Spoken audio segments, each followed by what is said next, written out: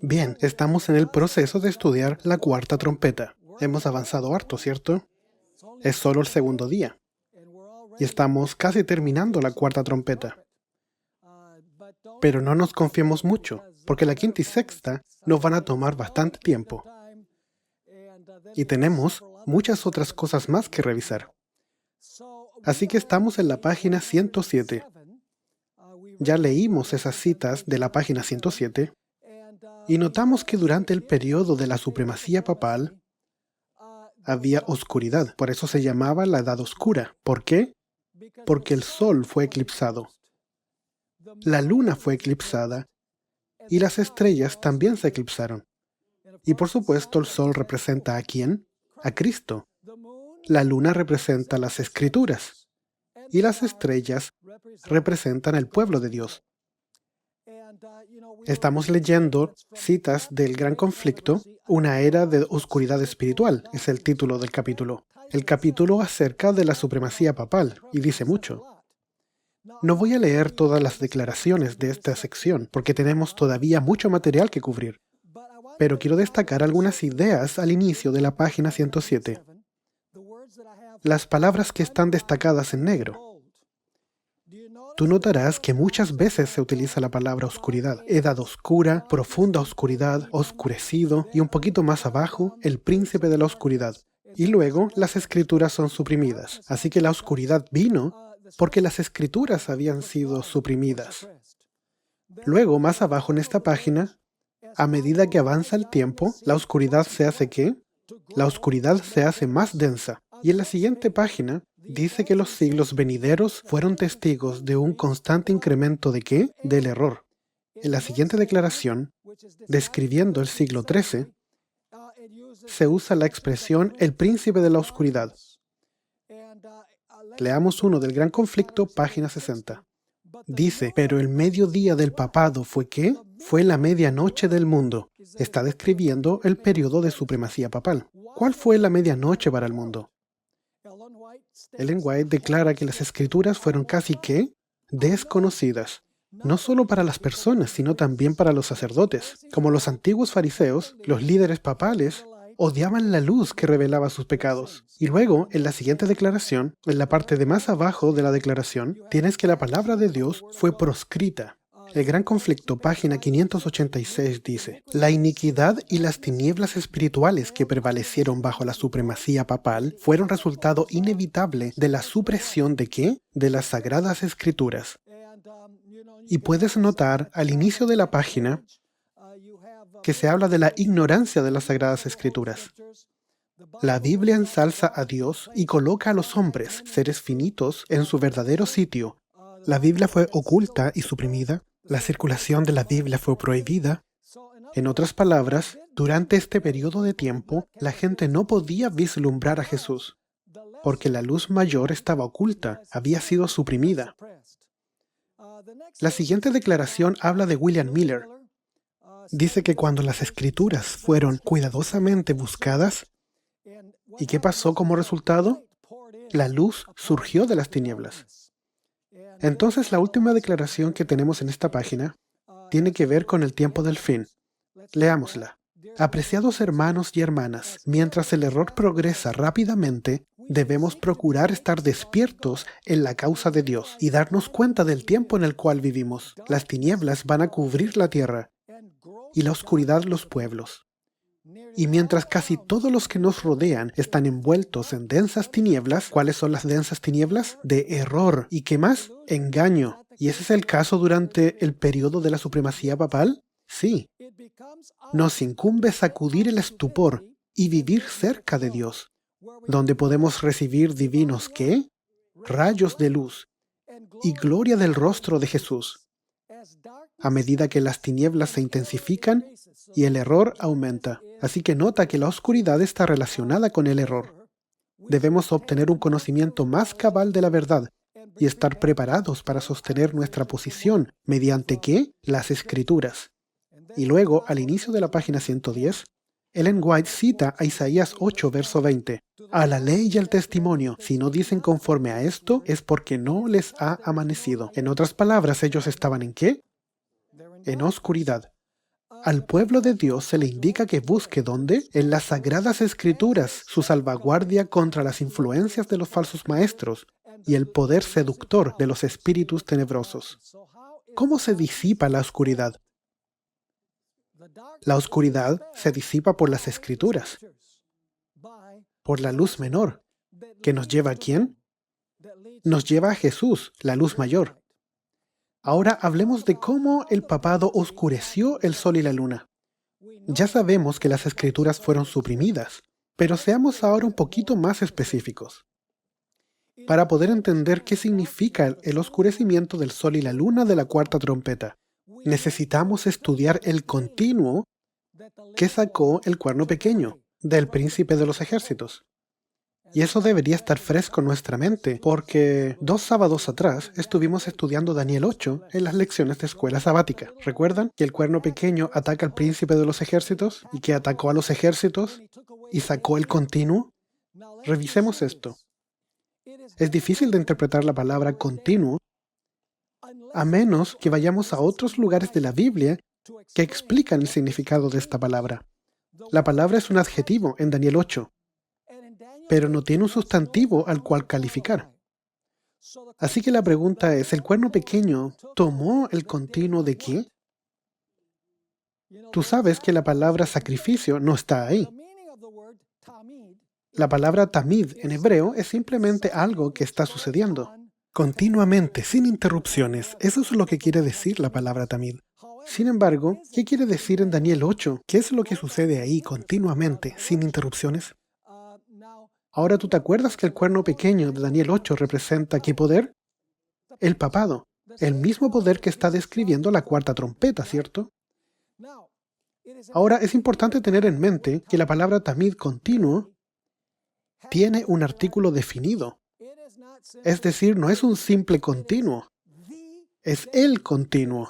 Es un continuo específico que quita el cuerno pequeño.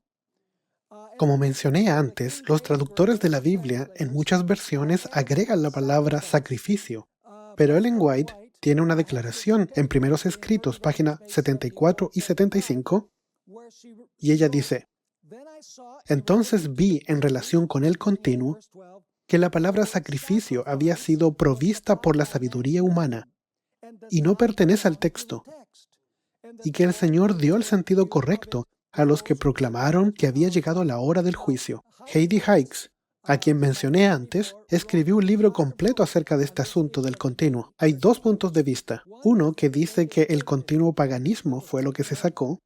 El otro punto de vista, que es el que comparto y que creo que se ajusta mejor al contexto, es el que vamos a estudiar aquí. Como sale abajo en la página 110. ¿Qué significa esta palabra? ¿Qué significa la palabra continuo? Debemos permitir que el Antiguo Testamento nos explique el significado de esta palabra. Cuando examinamos estos versos en el Antiguo Testamento, claramente indican que la palabra se refiere a la continua ministración del sacerdote en el patio del santuario y en el lugar santo del santuario. Y a propósito, tú sabes, como aquí se está hablando del santuario, entonces tenemos que interpretar la palabra continuo en el contexto del santuario, ¿cierto? Así que esto significa que el cuerno pequeño iba a intentar quitárselo al príncipe, que es Jesús, el príncipe de los ejércitos, su ministración. ¿De dónde? Del patio y del lugar santo del santuario. Ahora, para comprender mejor cómo el cuerno pequeño hace esto, necesitamos responder 2 preguntas fundamentales. La primera pregunta es, ¿en qué santuario el príncipe está ministrando cuando vemos la visión de Daniel 8 y también durante el periodo de la cuarta trompeta? ¿En qué santuario el príncipe, que es Jesús, estaba ministrando? ¿El santuario terrenal? No, no había santuario terrenal. La segunda pregunta que debemos responder es, ¿qué representa cada mueble en el patio y en el lugar santo del santuario? ¿Qué representaba el altar del sacrificio, la lámpara de 7 brazos, la mesa de los panes y el altar del incienso? En otras palabras, ¿qué simbolizaban esos muebles? Bien, intentemos responder la primera pregunta. ¿Quién es el príncipe? Bien, vamos a Josué capítulo 5, versos 13 al 15. Josué capítulo 5, versos 3 a 15. Aquí Israel está casi por conquistar Jericó. Lo tienen rodeado. Y Josué está a las afueras de Jericó y un guerrero majestuoso se le aparece. Leamos acerca de eso en el verso 13. Aconteció que estando Josué cerca de Jericó, alzó los ojos y vio un hombre que estaba delante de él, con una espada desenvainada en su mano. Josué se le acercó y le dijo: ¿Eres de los nuestros o de nuestros enemigos? No, respondió él, sino que he venido como príncipe del ejército de Jehová. Uno no ve aquí la conexión con Daniel 8, pero solo hay dos lugares en la Biblia donde se utiliza esta expresión, príncipe de los ejércitos, donde esta expresión en hebreo es idéntica. Así que es el mismo príncipe en Josué como en Daniel 8. Y dijo: No, respondió él, sino que he venido como príncipe del ejército de Jehová. Entonces Josué, postrándose en tierra sobre su rostro, ¿y qué hizo? ¿Era este guerrero Dios? Si no era Dios, entonces Josué estaba practicando idolatría, ¿cierto? Lo adoró y le dijo: ¿Qué dice mi señor a su siervo? El príncipe del ejército de Jehová respondió a Josué: Quítate el calzado de los pies, porque el lugar en que estás es santo. Y Josué así lo hizo. ¿En qué otra parte de las Escrituras encontramos esta orden de que se quiten las sandalias? En el capítulo 3 de Éxodo, donde Moisés se le dice que es porque está delante de la presencia de Dios. Así que, ¿quién es el príncipe de los ejércitos? El príncipe de los ejércitos no es otro que Jesucristo. Entonces la pregunta es, ¿dónde Jesús estaba sirviendo como príncipe de los ejércitos durante el periodo del cuerno pequeño de Daniel 8 y de la cuarta trompeta en el libro de Apocalipsis? Revisemos esto. Mateo 12, 12 y 13 describe la entrada triunfal de Jesús en Jerusalén, lo que algunos cristianos llaman el Domingo de Ramos. Se nos dice ahí que Jesús entró en el templo. ¿Y cómo le llamó al templo? La casa de mi Padre. Así que cuando entra, se le llama el templo de Dios porque la llama la casa de mi Padre. Sin embargo, poco tiempo después, en el capítulo 23, en los últimos 2 versos, ahora Jesús sale del templo. Y cuando sale, le dice a los líderes judíos: vuestra casa es ahora dejada desierta. En otras palabras, la Chequiná había dejado el templo. El templo estaba condenado. Ahora, debido a que la nación judía había rechazado a Cristo en el año 70 después de Cristo, como estudiamos, los romanos destruyeron el templo de Jerusalén y nunca más ha sido reconstruido. En otras palabras, durante el periodo de la cuarta trompeta no existía un templo judío. Eso está muy claro. Por esta razón, no es posible concluir que el santuario que el cuerno pequeño pisoteó durante la era cristiana fuera el templo de Jerusalén, porque no había en Jerusalén un templo que pisotear durante la dispensación cristiana. Cuando el cuerno pequeño hace su obra, no existía un templo terrenal en Jerusalén. Sin embargo, el cuerno pequeño no hizo su obra en el templo de Jerusalén. ¿Dónde lo hizo? La respuesta tiene 2 partes. Primero, después de su ascensión, Jesús comienza su ministerio sumo sacerdotal. ¿Dónde? En el santuario literal del cielo. Personalmente, ¿y qué más? Físicamente. Él es el sumo sacerdote genuino que ministra en el templo celestial literal, en el monte Sión literal, en la Jerusalén celestial literal, ¿correcto? Él es ministro de un mejor pacto, porque Él se presenta delante del Padre con una mejor sangre, que corre ¿dónde?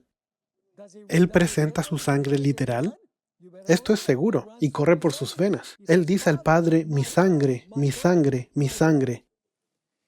En el segundo punto, Jesús también ministra en un templo espiritual en la tierra. El templo espiritual es la reflexión del templo celestial. ¿Y cuál templo en la tierra es ese? La iglesia cristiana. el templo espiritual, que tiene fundamentos espirituales, que tiene una piedra angular espiritual, y es un edificio de piedras espirituales, y una chequiná espiritual, que es el Espíritu Santo invisible. ¿Me están siguiendo o no? Y así el apóstol Pablo identifica a la iglesia como el templo en la tierra, el templo espiritual. Solo tenemos que leer Efesios capítulo 2, versos 19 al 22. Él claramente identifica a la iglesia como el templo. En otras palabras, Jesús ministra en dos lugares al mismo tiempo, físicamente en el cielo y espiritualmente en la tierra a través del ministerio del Espíritu Santo. Sus huestes angelicales son los ángeles, y sus huestes terrenales son sus fieles seguidores. ¿Les hace sentido esto?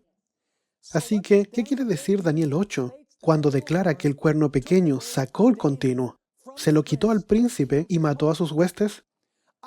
Obviamente, no puede significar que el cuerno pequeño literalmente y personalmente viajó al cielo para vencer a Jesús. Y así destruyó a las huestes celestiales, que serían los ángeles. Ciertamente no significa eso. ¿Qué significa entonces? Encontramos la respuesta en Daniel 8 en el verso 11, donde nos dice que el cuerno pequeño, esto es importante, arroja a la tierra el lugar del santuario del príncipe. En otras palabras, en vez del santuario en el cielo, el cuerno pequeño transfiere el lugar a la tierra. Ya identificamos el lugar, que el lugar es el santuario del príncipe, que es tanto el templo celestial literal como su iglesia en la tierra. La palabra lugar Makón en hebreo no es muy común. Hay algunas pocas palabras comunes en el Antiguo Testamento para lugar que se utilizan muchas veces, pero esta no es una de esas palabras comunes. Esta palabra solo se utiliza 17 veces en la Biblia hebrea. Y 16 de estas 17 referencias se refiere al santuario celestial, el lugar donde habita Dios. Quizás será bueno considerar alguna de estas referencias. Este es un pasaje bastante largo, pero es muy importante, así que quiero tomarme el tiempo para leerlo. Está en Primera de Reyes, capítulo 8, versos 37 al 50. Y quiero que ustedes vean aquí la relación que hay entre lo que pasa en el cielo y lo que pasa en la tierra. Y dice aquí, si en la tierra hay hambre, pestilencia, tizoncillo, añublo, langosta o pulgón, si sus enemigos los sitian en la tierra donde habiten, en todo azote o enfermedad, cualquiera sea la oración o súplica que haga cualquier hombre, o todo tu pueblo Israel, cuando cualquiera sienta el azote en su corazón y extienda sus manos hacia esta casa o templo, está hablando del templo literal de la tierra, ¿cierto? Hacia esta casa. Espera un minuto. Ellos están orando hacia el templo terrenal, pero ¿qué pasa? Tú oirás en los cielos, en el lugar de tu morada. Esa es la palabra Makón.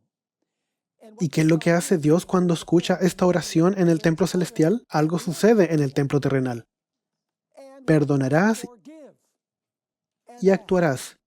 Darás a cada uno cuyo corazón tú conoces, conforme a sus caminos, porque solo tú conoces el corazón de todos los hijos de los hombres, para que te teman todos los días que vivan sobre la faz de la tierra que tú diste a nuestros padres. Asimismo el extranjero, que no es de tu pueblo Israel, y viene de lejanas tierras a causa de tu nombre, pues oirán de tu gran nombre, y de tu mano fuerte, y de tu brazo extendido, y llega a orar a esta casa o templo. Ellos oran hacia el templo terrenal, ¿cierto? Pero Dios escucha ¿dónde? En el cielo, el lugar de su habitación. Aquí la palabra Makón de nuevo, el lugar donde Él habita. Y harás conforme a todo aquello por lo cual el extranjero haya clamado a ti, para que todos los pueblos de la tierra conozcan tu nombre y te teman, como tu pueblo Israel, y entiendan que tu nombre es invocado sobre esta casa que yo edifiqué. Verso 44. Si tu pueblo sale a la batalla contra sus enemigos por el camino que tú les mandes, y oran a Jehová con el rostro hacia la ciudad, noten eso, que tú elegiste, y hacia la casa que yo edifiqué a tu nombre, tú oirás ¿dónde? En los cielos su oración y su súplica, y les harás justicia. Si pecan contra ti, porque no hay hombre que no peque, y tú, airado contra ellos, los entregas al enemigo, para que los cautive y lleve a tierra enemiga, sea lejos o cerca, y ellos recapacitan en la tierra a donde se hayan llevado cautivos, si sé que se convierten y supliquen ¿a quién? Te suplican en la tierra a los que los cautivaron, y dicen, pecamos, hemos hecho lo malo, hemos cometido impiedad. Si se convierten a ti de todo corazón y de toda su alma en la tierra de los enemigos que los hayan llevado cautivos, y te suplican con el rostro, ¿hacia dónde? Hacia la tierra que tú diste a sus padres, hacia la ciudad que tú elegiste, y a la casa que yo he edificado a tu nombre. ¿Dónde va a escuchar Jehová? Tú oirás en los cielos. Ahí está Macón, por tercera vez. Tú oirás en los cielos, en el lugar de tu morada, su oración y su súplica, y les harás justicia. ¿Y qué es lo que sucede? ¿Qué hace Dios desde el templo en el cielo? Perdonarás a tu pueblo, que ha pecado contra ti, todas las rebeliones que hayan cometido contra ti, y harás ¿qué? ¿Que viene del templo celestial? ¿Perdón y qué? Compasión. Tengan de ellos misericordia los que los hayan llevado cautivos. Es un pasaje muy largo, pero muy interesante. La gente ora hacia el templo terrenal, pero ellos están recibiendo la respuesta ¿desde dónde? Desde el cielo, donde Dios está. Hay una paradoja en este pasaje. Aunque el pueblo de Dios hace sus oraciones hacia el templo terrenal, Dios escucha sus oraciones y las responde desde el cielo. Nota Primera de Reyes 8, verso 30. Oye pues la oración de tu siervo y de tu pueblo Israel, cuando oren en este lugar. ¿Pero dónde Dios escucha? También tú lo oirás en el lugar de tu morada en los cielos. Una vez más, Macón. Escucha y ¿qué? Escucha y perdona. Así la conclusión es, hay una íntima relación entre los templos de la tierra y del cielo. En un sentido, Dios vive en ambos lugares. Para nuestro propósito aquí, es importante recordar que Nabucodonosor vino y destruyó el templo de Jerusalén, pero no pudo tocar el del cielo, ¿cierto? Así que el anticristo puede interferir en la tierra con lo que pasa en el santuario terrenal. Sí, pero él puede interferir con el ministerio de Cristo que pasa en el templo en el cielo. Absolutamente no. De la misma forma, el cuerno pequeño podía destruir las funciones del príncipe en el santuario terrenal y matar a sus huestes en la tierra, pero no estaba habilitado para tomar las funciones del sacerdote en el cielo, ni destruir a sus ángeles.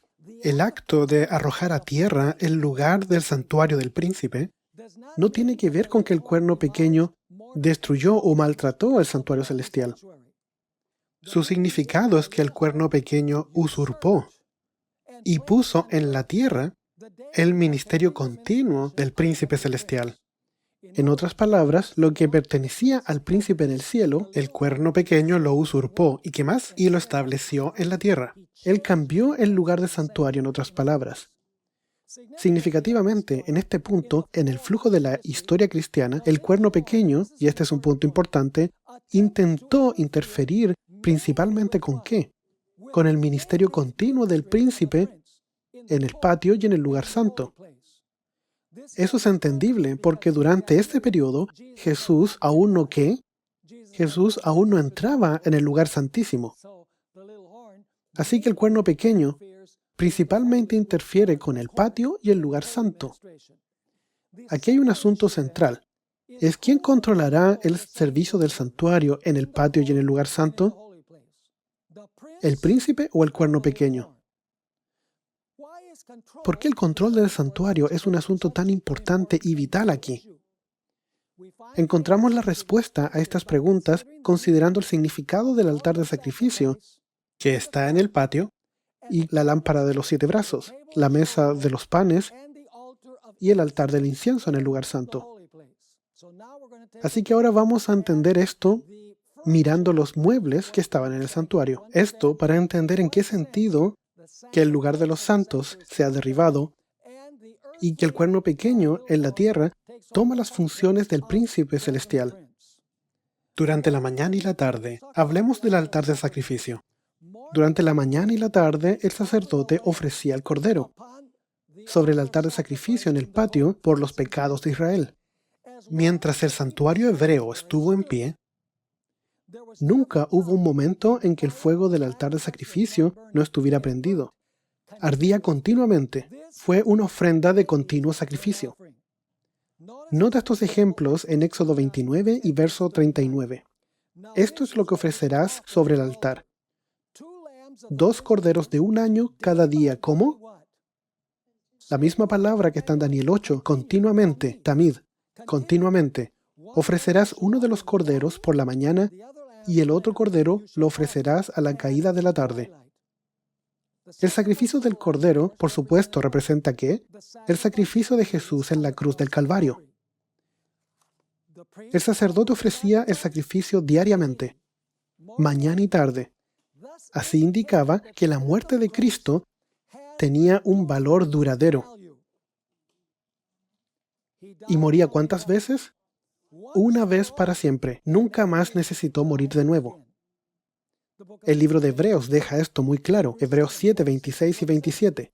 Tal sumo sacerdote nos convenía, santo, inocente, sin mancha, apartado de los pecadores, y mucho más sublime que los cielos, que no tiene necesidad cada día, como aquellos sumos sacerdotes, de ofrecer primero sacrificios por sus propios pecados y luego por los del pueblo, porque esto lo hizo una vez para siempre, ofreciéndose a sí mismo. Así que el sacrificio de Cristo fue ¿qué? El continuo indica que se ofrece una vez por todos, y el sacrificio tiene valor para todas las personas, y una vez para siempre.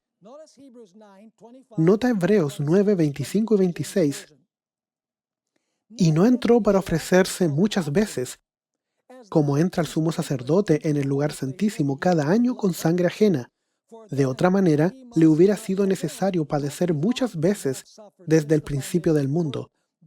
Pero ahora, en la consumación de los tiempos, se presentó ¿cuántas veces? Una vez para siempre por el sacrificio de sí mismo, y de la manera que está establecido, para los hombres que mueran una sola vez y después de esto el juicio, así también Cristo fue ofrecido una sola vez para llevar los pecados de muchos, y aparecerá por segunda vez, sin relación con el pecado, para salvar a los que lo esperan. Así que ¿cuántas veces Jesús tiene que morir?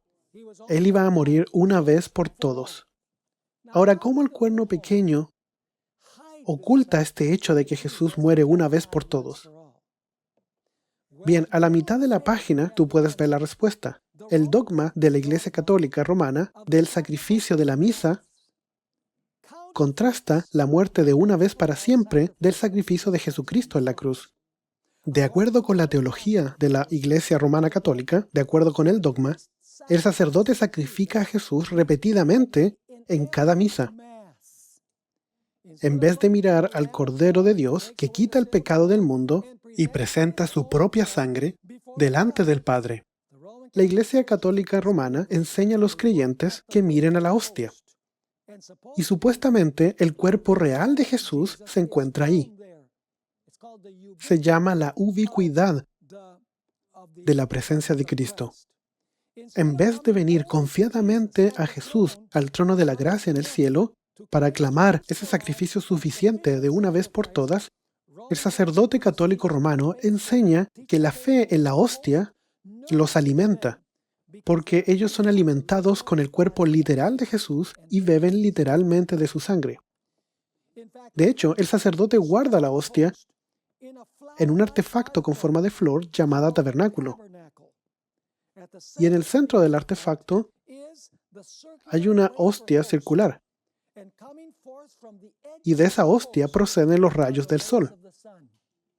Cuando el sacerdote trae el tabernáculo frente a la congregación, esto es importante, que contiene la hostia, él enseña a los miembros a inclinarse y adorar la hostia.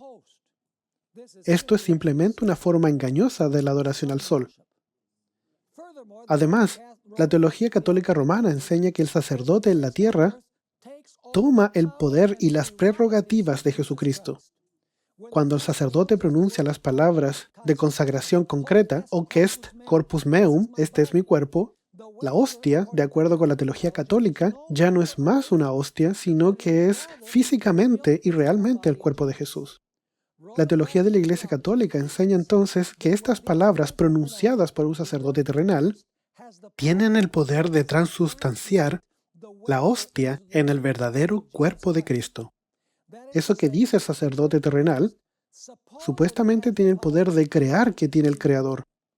Esto es blasfemia en el mayor grado. Alfonso Sliguri, uno de los 33 doctores de la Iglesia Católica Romana en la historia de la Iglesia, escribió acerca del poder de la transustanciación que la Iglesia Católica Romana cree que los sacerdotes tienen. Esto está en su libro Dignidad y Deberes del Sacerdote o Selva, página 33 y 34. Así el sacerdote puede, de cierto modo, ser llamado el creador de su creador, ya que al decir las palabras de la consagración, crea, por así decirlo, a Jesús en el sacramento, dándole una existencia sacramental, y lo hace una víctima para ser ofrecida al Padre Eterno. Así como al crear el mundo fue suficiente que Dios haya dicho, hágase, y fue hecho, Él habló y fueron hechos, así también es suficiente que el sacerdote diga, hoc es corpus meum, y he aquí el pan ya no es pan, sino el cuerpo de Jesucristo. El poder del sacerdote, dice San Bernardino de Siena, es el poder de la persona divina, porque la transustanciación del pan requiere tanto poder como la creación del mundo. ¿Es esto blasfemia? ¿Está esto ocultando el sacrificio de Cristo de una vez para siempre? Jesús se presenta a sí mismo en el cielo, su sangre delante del Padre. ¿Y qué está mirando la gente? Ellos no están mirando el cielo, ellos están mirando la tierra. Están mirando la hostia. Están pensando que ellos son alimentados por el cuerpo físico de Jesús. Esto oculta totalmente el trabajo de Jesús, la luz mayor, en el santuario celestial. Ahora hablemos de la mesa del pan. Tú sabes que el pan de la proposición contiene 2 columnas de pan, 2 columnas de 6 panes cada una, en cada lado de la mesa. ¿Y qué representan las 12 hogazas de pan? Bien, representa de que hay suficiente pan para alimentar a Israel, que es representado por 12 tribus. Ahora este pan se le llama el pan tamid, el pan continuo. Números 4, verso 7. Estoy leyendo de Reina Valera porque aquí es traducido como continuo, la palabra tamid, y leemos ahí, sobre la mesa de la proposición extenderán un paño azul y pondrán sobre ellas las escudillas, las cucharas, las copas y los tazones para libar. ¿Y qué más? El pan estará continuamente sobre ella. Ahora, ¿qué representa el pan? El pan representa la palabra de Dios, ¿cierto? Notemos los siguientes textos.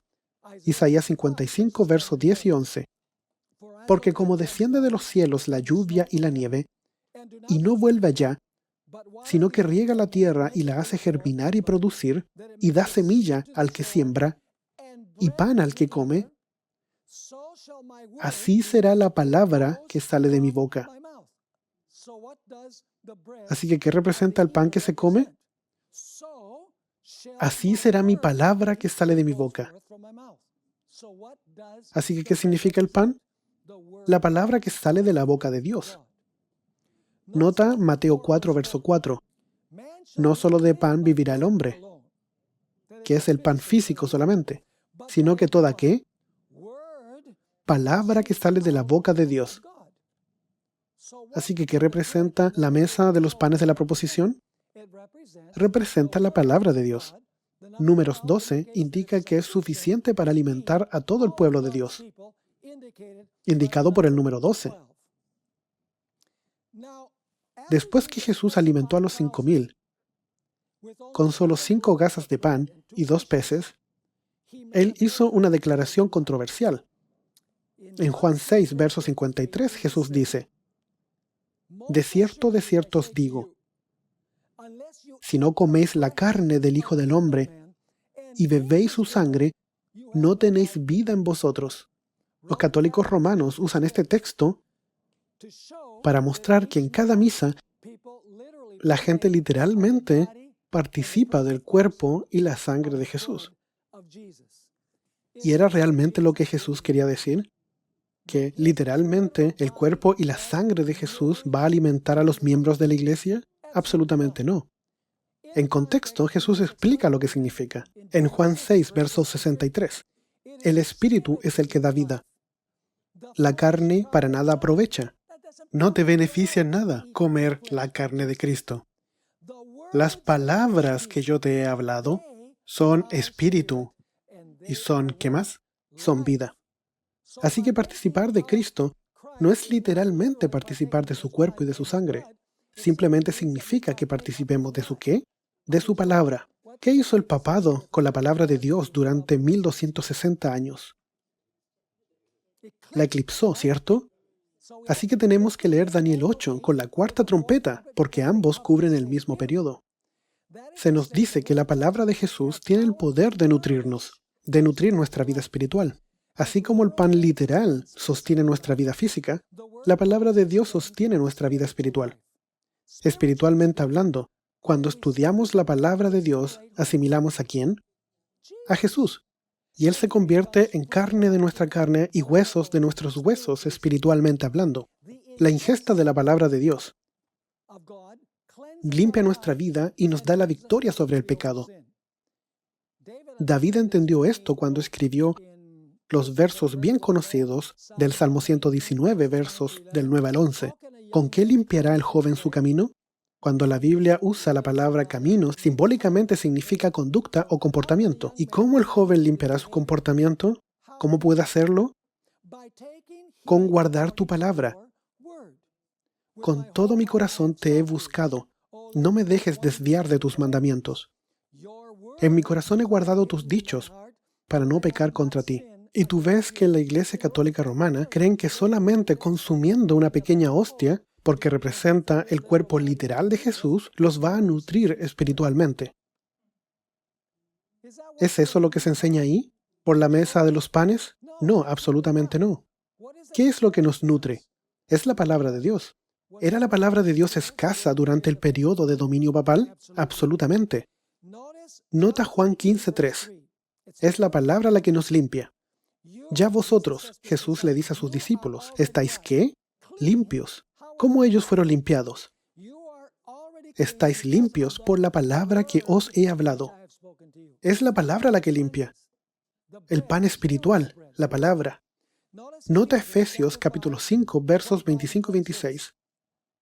Maridos, amad a vuestras mujeres así como Cristo amó a la iglesia y se entregó a sí mismo por ella. ¿Para qué? Para santificarla, habiéndola purificado. ¿En qué?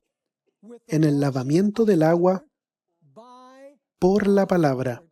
¿Así que la pequeña hostia nos puede alimentar? No, la pequeña hostia no nos alimenta. ¿Qué nos alimenta? El pan espiritual, la palabra de Dios.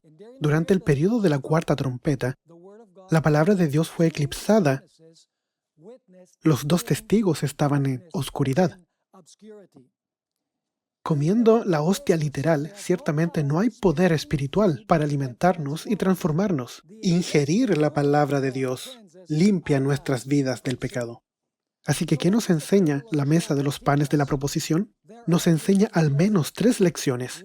Una, que el pan representa a Jesús como contenido ¿dónde? En la palabra escrita de Dios. El pan está continuamente disponible para todo el pueblo de Dios. Y finalmente, si es asimilada, la palabra nos nutrirá nuestra vida espiritual y provee victoria sobre el pecado. ¿En qué sentido el cuerno pequeño arrojó o pisoteó el significado de la mesa de los panes? Esa es la pregunta. La respuesta no es difícil de encontrar. La Iglesia Católica Romana sustituyó ¿qué? Tradiciones y filosofías de hombre en lugar de la palabra de Dios. La palabra de un supuestamente infalible magisterio o maestros humanos toman el lugar de un así dice el Señor. El número de tradiciones no bíblicas o antibíblicas en la Iglesia Católica Romana es gigantesco. Aquí hay algunas de esas doctrinas que nunca encontrarás en la Biblia. El purgatorio, limbo, celibato, confesión audible, la inmortalidad del alma, el infierno ardiendo eternamente, las procesiones, la misa, las reliquias, la canonización de los santos, el rosario, el reverenciar las imágenes, la inmaculada concepción y asunción de María, el bautismo de los infantes por aspersión, la observancia del domingo. ¿Quieres que continúe? ¿Qué hizo el papado con la palabra de Dios? Oscureció completamente la palabra de Dios. Y debido a que la luz menor fue oscurecida, la gente no podía ver ¿qué? No podían ver el trabajo de la luz mayor en el santuario celestial. ¿Cuál fue el resultado de sustituir la palabra de Dios con las tradiciones? Malnutrición espiritual y un relajo de la moralidad que hace que la Roma pagana se vea como santa. No es coincidencia que el tercer y cuarto sello de Apocalipsis describiera una hambruna espiritual de la palabra de Dios. Ahora no vamos a estudiar los sellos, pero en los sellos hay una tremenda escasez del pan, porque el trigo y la cebada estaban exageradamente caros, de 8 a 16 veces más caro de lo que era antes. Esto bajo el tercer sello. Continuemos. Esto sucede durante el periodo del tercer caballo, que es el periodo de Constantino. La Iglesia asimiló las enseñanzas antibíblicas y las prácticas paganas. Y como resultado, bajo el cuarto caballo, el periodo de dominio papal, hubo una escasez mortal de pan. Esto también es verdad durante el periodo de la cuarta trompeta de Apocalipsis. ¿Ves? Cuarta trompeta, cuarta iglesia. Durante esta iglesia, ¿sobre quién se menciona que influenciaba esta iglesia? Jezabel. ¿Qué pasa durante el periodo de Jezabel durante el Antiguo Testamento? No llovió. ¿No llovió por cuánto tiempo?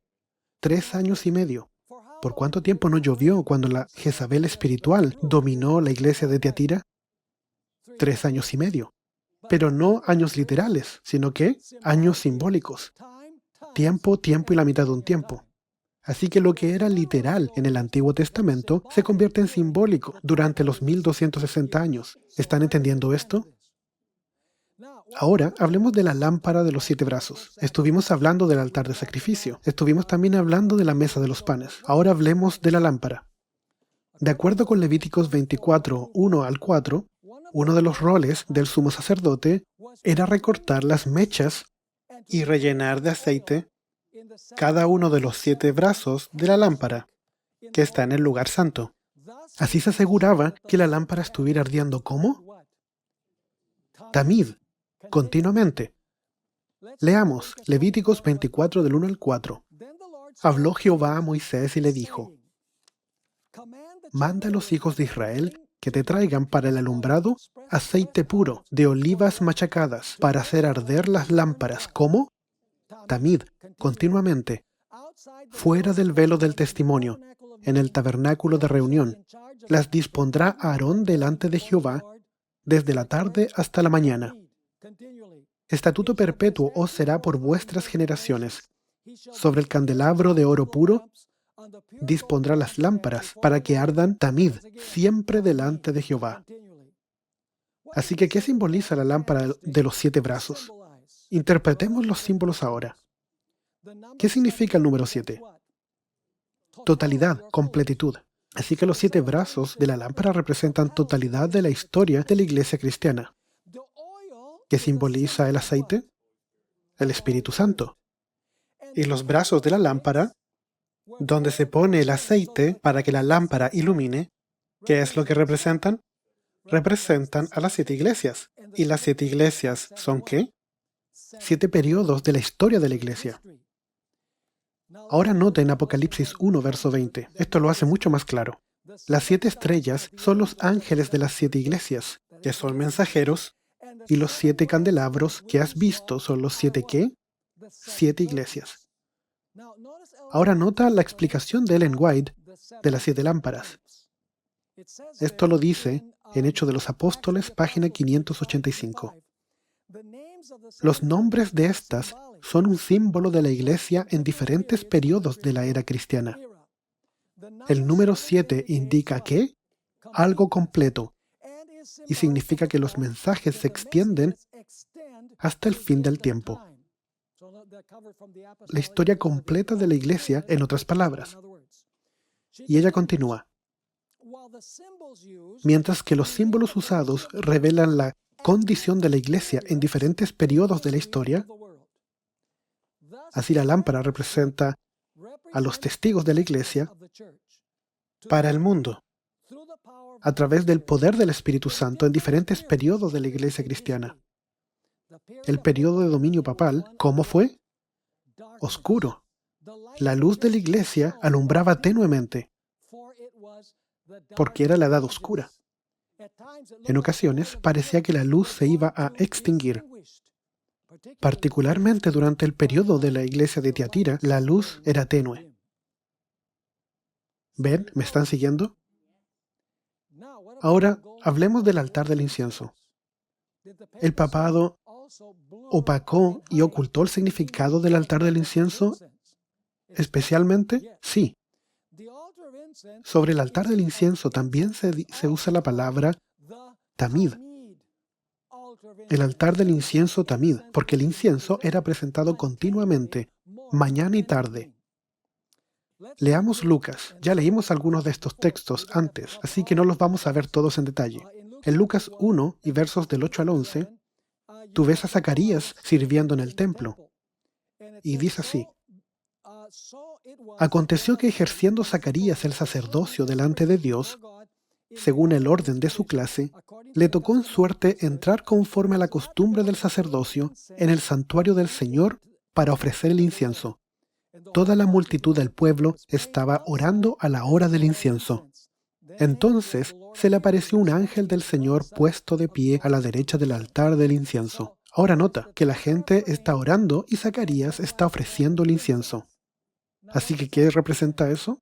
Eso representa que cuando nosotros oramos, ¿quién recibe nuestras oraciones y las combina con sus méritos de su vida perfecta? Jesús, ¿cierto? Salmo 141 y verso 2 también explica la relación entre el incienso y la oración de los santos. Suba mi oración delante de ti como el incienso, el don de mis manos como la ofrenda de la tarde. Lo leímos en la escena introductoria de las trompetas que dice en Apocalipsis 8, 3 y 4. Otro ángel vino entonces y se paró ante el altar con un incensario de oro, y se le dio mucho incienso para añadirlo a las oraciones de todos los santos sobre el altar de oro que estaba delante del trono. El humo del incienso con las oraciones de los santos subió de la mano del ángel a la presencia de Dios. Leí esta declaración antes, pero es tan hermosa que necesito leerla de nuevo. Está en Review and Herald, 30 de octubre del año 1900. Hay un fondo inagotable ¿de qué? De obediencia perfecta que surge de su obediencia. Así que hay una fuente inagotable.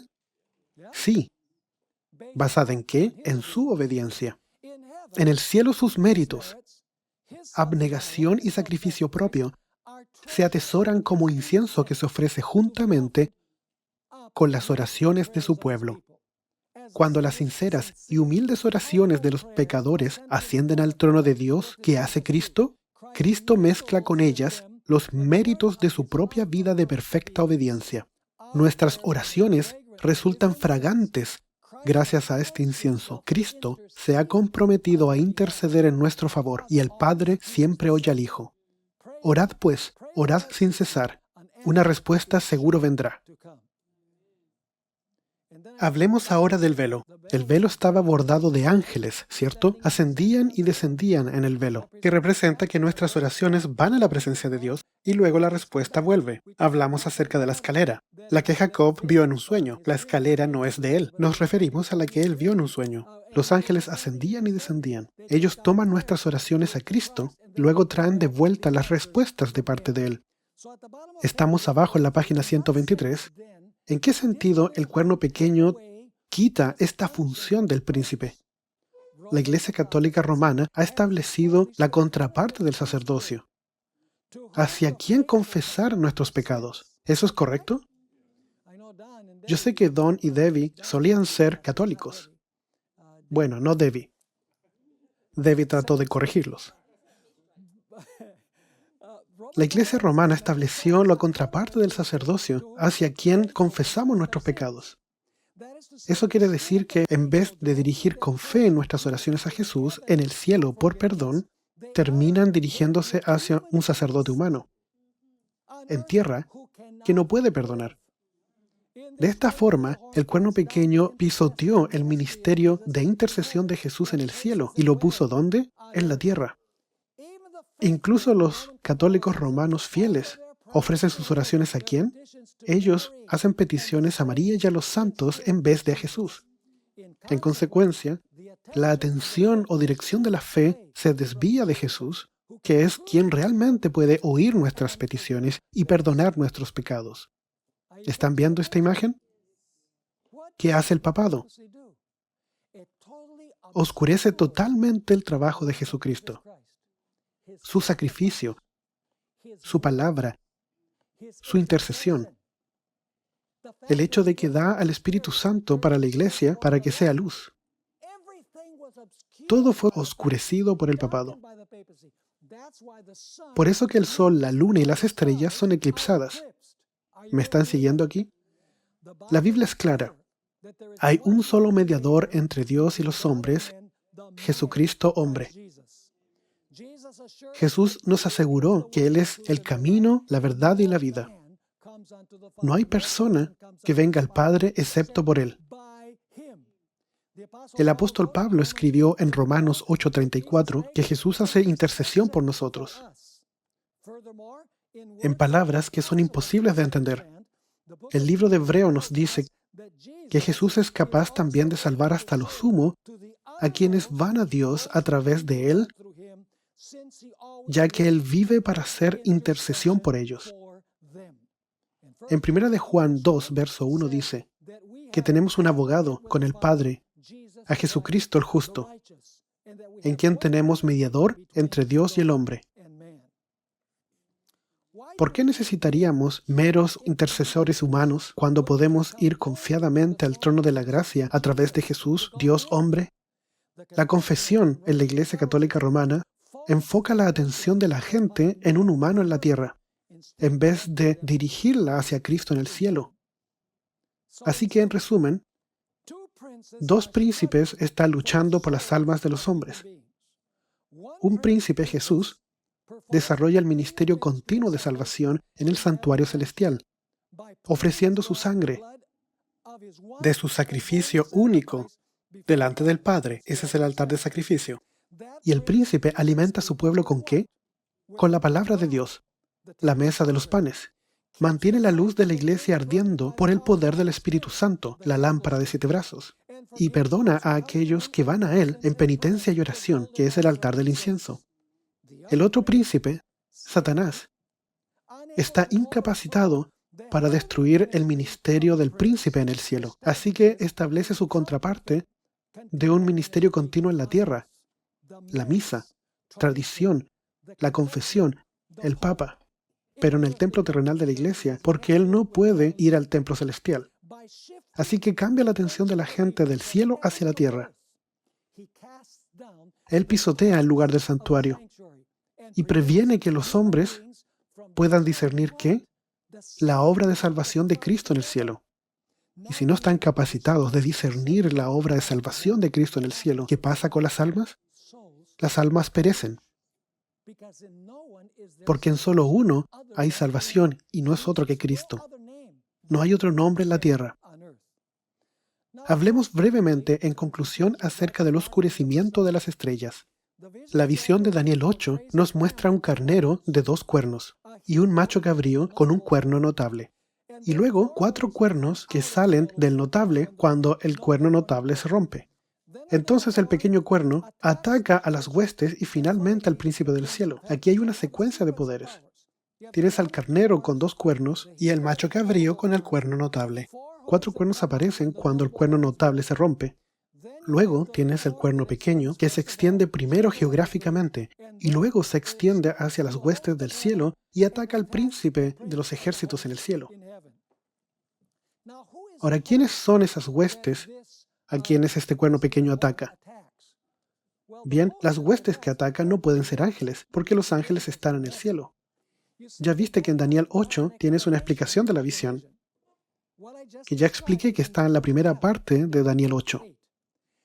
La segunda parte de Daniel 8 nos dice qué representa las huestes en el cielo. No son los ángeles, son las huestes de Jesús viviendo en la tierra, los santos. Nota el último párrafo, o el siguiente último párrafo. El ángel interpreta al final la visión del carnero de 2 cuernos. ¿Qué representa eso? Los medos y los persas. Y luego establece que el macho cabrío representa a Grecia. Y ese cuerno notable es el primer rey. ¿Quién es él? Alejandro el Grande. Luego nos dice que los 4 cuernos representan las divisiones de Grecia después de la muerte del primer rey. Aquellos son los 4 generales de Alejandro, que luchan por los territorios que quedaron. Y finalmente la explicación de la porción de Daniel 8 nos dice que el rey se levantará, lo cual es paralelo con ¿qué? Con el cuerno pequeño, que destruirá a los fuertes y al pueblo de los santos. Eso es lo mismo que arrojar las estrellas a la tierra en esa parte de la profecía. Y en la parte explicativa de la profecía dice que significa la destrucción del pueblo santo. Entonces, ¿qué significan las estrellas? A los fuertes y al pueblo de los santos. Y luego te acordarás que también dijimos que en la primera parte de la visión atacará al príncipe de las huestes. La parte de la explicación dice en el verso 25 que se parará en contra de ¿quién? Del príncipe de los príncipes. Así que, ¿qué representaría el pisotear las huestes? Representa que destruirá al pueblo de Dios. Y a propósito, en la primera parte de la visión dice que Él toma las estrellas y las arroja al suelo o a la tierra.